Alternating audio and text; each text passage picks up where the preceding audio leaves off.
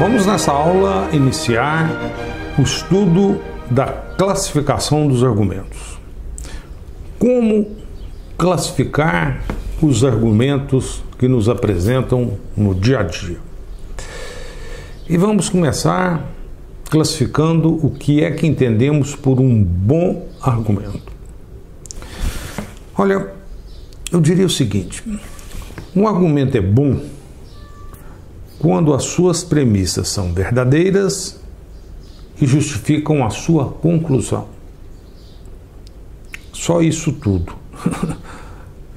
Para ele ser bom, temos que ter premissas verdadeiras, e aí surge a pergunta importante e difícil: será que são verdadeiras mesmo?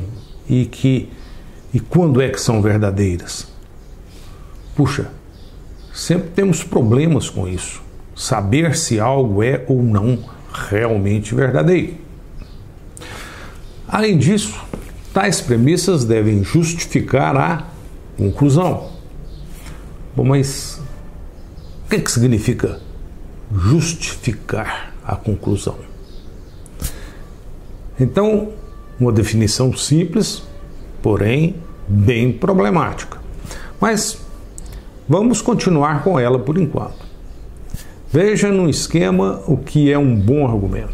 Um argumento é bom quando ele é constituído por uma implicação e nessa implicação, as premissas justificam a conclusão. Ou seja, essas premissas justificam a conclusão. Eu diria que temos aqui uma implicação com justificativas. Ela se justifica.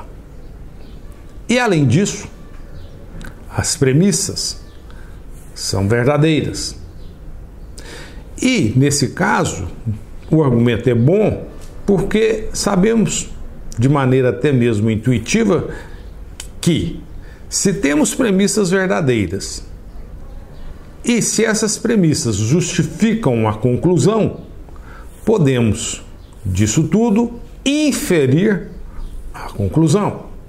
Inferir o novo, o algo a mais, a conclusão a partir desse conhecimento prévio, as premissas e a implicação. E, nesses termos, se tais premissas são verdadeiras, se aqui há uma relação de causa e efeito legítima, digamos, usando esse esquema de modus ponens, concluímos a conclusão.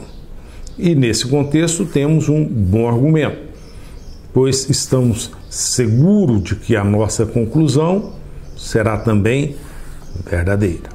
Para elucidar o que é um bom argumento, vamos considerar dois exemplos.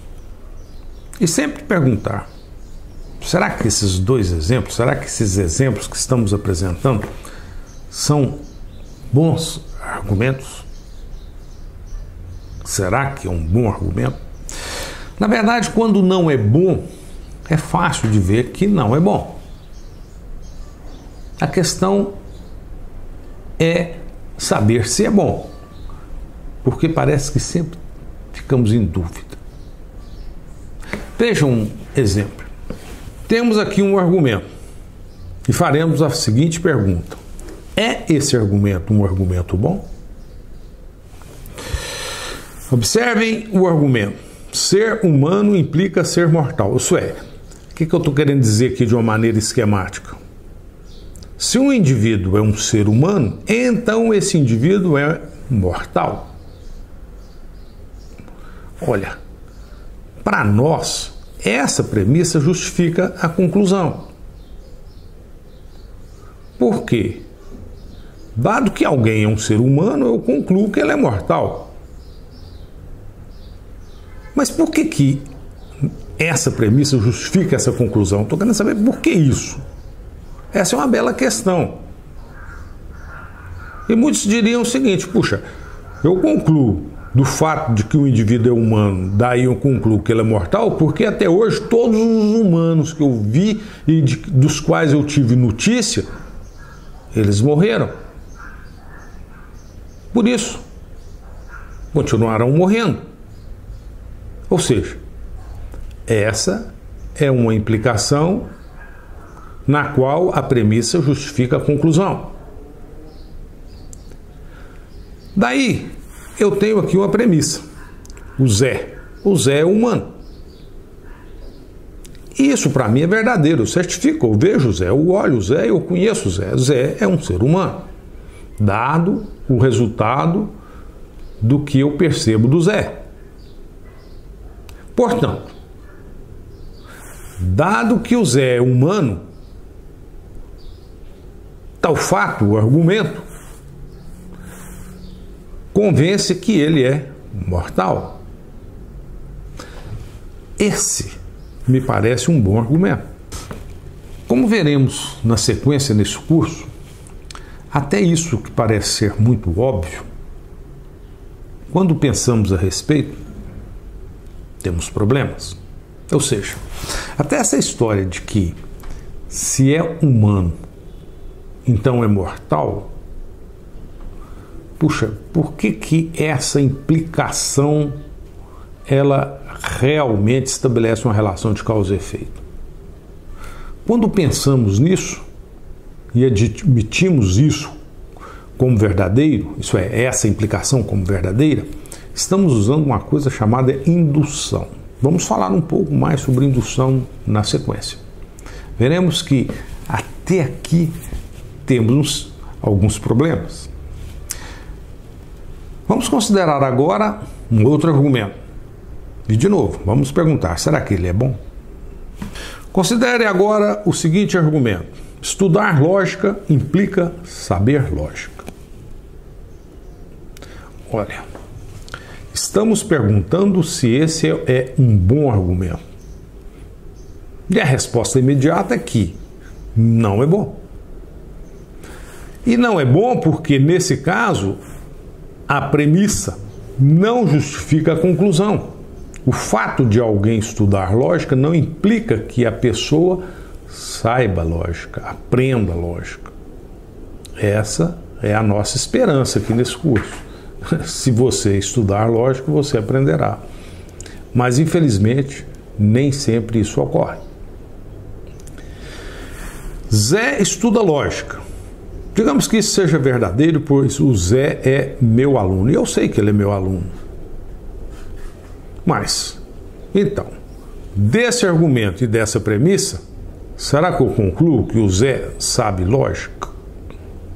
Ou seja, dado que o Zé estuda lógica, tal fato não convence que ele sabe lógica. Por quê que não convence? Porque, nesse caso, a inferência é feita utilizando um argumento que não é bom. É por isso que estamos à busca, à procura de bons argumentos, pois os bons argumentos permitem a inferência de conhecimento, de conclusão verdadeira, a partir de premissas verdadeiras. Nesse caso, mesmo tendo uma premissa verdadeira, dado que o argumento não é bom, eu não posso concluir de fato que Zé sabe lógica. Isso não me convence. Observe então que os argumentos bons são bons. É até mais ou menos tautológico dizer isso, né? Mas é claro que estamos à procura de bons argumentos. O problema é que o mundo não é tão simples assim. Seria uma maravilha se todos os argumentos fossem bons, estaríamos no paraíso. Não haveria nem mesmo conflito entre as pessoas, pois todas as inferências seriam, digamos, tranquilas.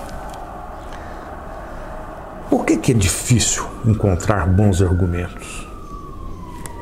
Olha, por duas razões básicas, pelo menos. Primeiro, essa história de premissa justificar a conclusão. Saber se isso realmente está ocorrendo pode não ser tão simples. Mais ainda, saber se a premissa é ou não verdadeira.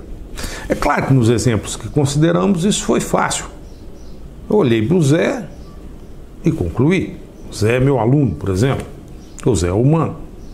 Mas nem sempre é fácil concluir ou estabelecer se alguma premissa é ou não verdadeira. Isso pode ser difícil. Então, dado que encontrar bons argumentos não é tarefa fácil, o que veremos na seguir, o que veremos na sequência, o que veremos a seguir, é a admissão ou a consideração de outros argumentos que, digamos, mesmo que não sejam bons, dá para fazer alguma coisa com eles.